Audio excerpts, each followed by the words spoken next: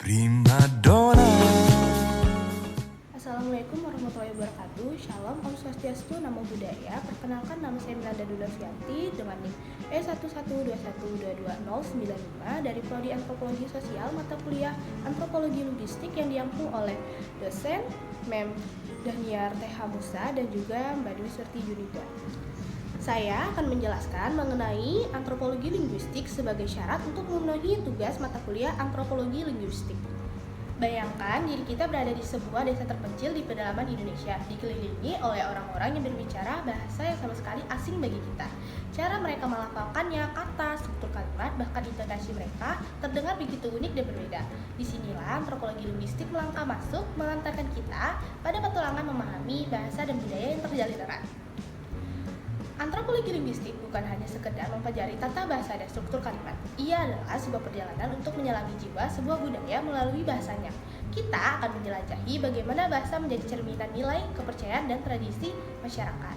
Pertama, menelusuri jejak budaya dalam bahasa. Pernahkah kita terpikir bagaimana bahasa mampu menceritakan kisah sebuah budaya? Antropologi linguistik mau rahasia di balik bahasa. Kita akan mempelajari bagaimana bahasa digunakan dalam ritual, adat istiadat, tradisi masyarakat. Bahasa menjadi alat untuk menyampaikan nilai-nilai luhur, mewariskan kearifan lokal, dan memperkuat identitas kelompok. Yang kedua, bahasa dan identitas, dua sisi mata uang yang tidak terpisahkan. Antropologi linguistik menguak bagaimana bahasa membentuk dan memperkuat identitas individu maupun kelompok. Kita akan mempelajari bagaimana bahasa digunakan untuk menandai status sosial, peran gender, dan afiliasi etnis. Bahasa menjadi alat untuk mengekspresikan diri, membangun hubungan, dan menegaskan jati diri. Komunikasi lintas budaya menjadi jembatan perbedaan. Di era globalisasi, memahami bahasa dan budaya menjadi kunci utama untuk membangun komunikasi yang efektif.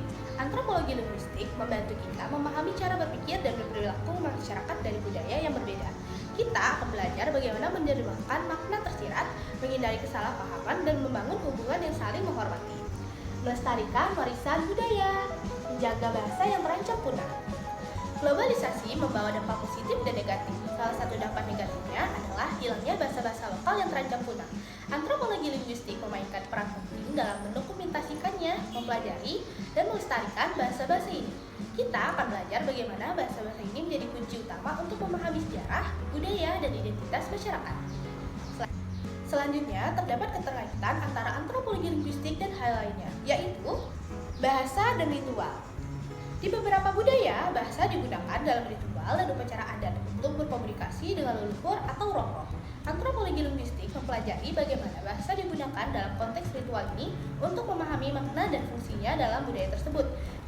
Contohnya, masyarakat Dayak di Kalimantan.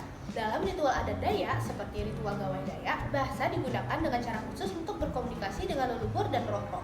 Bahasa ini dianggap memiliki kekuatan magis dan spiritual yang penting dalam ritual. Selanjutnya, bahasa dan gender.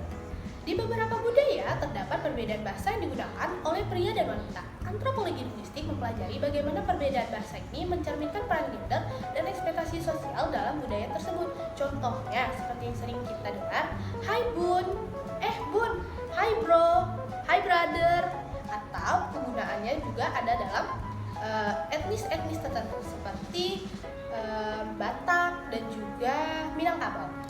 Selanjutnya, bahasa dan politik. Bahasa sering digunakan dalam politik untuk mempersuasi, memobilisasi, dan mengendalikan massa. Antropologi linguistik mempelajari bagaimana bahasa digunakan dalam wacana politik untuk memahami strategi dan ideologi politik. Contohnya, penggunaan bahasa daerah dalam kampanye politik. Para politisi di Indonesia sering menggunakan bahasa daerah dalam kampanye politik untuk menjangkau pemilih dan membangun hubungan dengan mereka. Hal ini menunjukkan bagaimana bahasa dapat digunakan sebagai alat politik untuk meraih kekuasaan. Selanjutnya, bahasa dan teknologi. Teknologi komunikasi modern telah mengubah cara kita menggunakan bahasa. Antropologi linguistik mempelajari bagaimana teknologi ini mempengaruhi struktur, makna, dan penggunaan bahasa dalam masyarakat. Contohnya, adanya penerjemah bahasa seperti Google Translate. Aplikasi penerjemah bahasa seperti Google Translate ini semakin banyak digunakan di Indonesia untuk memudahkan komunikasi antar orang yang berbicara bahasa yang berbeda. Teknologi ini memiliki potensi untuk meningkatkan interaksi antar budaya dan mempersempit kesenjangan bahasa. Lalu, penggunaan bahasa gaul di media sosial. Bahasa gaul yang digunakan di media sosial di Indonesia mencerminkan identitas dan budaya penggunaannya. serta cara mereka berkomunikasi dan berinteraksi dengan orang lain. Bahasa gaul ini terus berkembang dan beradaptasi dengan munculnya teknologi komunikasi baru. Contohnya kata-kata to be honest, TBH. Singkatan ini memungkinkan penggunaan untuk berkomunikasi dengan lebih cepat dan efisien. Jadi, antropologi linguistik bukan hanya tentang teori dan konsep, melainkan sebuah petualangan untuk memahami manusia dan budayanya melalui bahasanya. Ia menawarkan lensa baru untuk melihat dunia dan membuka pintu untuk menjalin hubungan yang lebih harmonis dengan masyarakat dari berbagai latar belakang. Saya Milanda Dwi Nurfianti, mengucapkan terima kasih.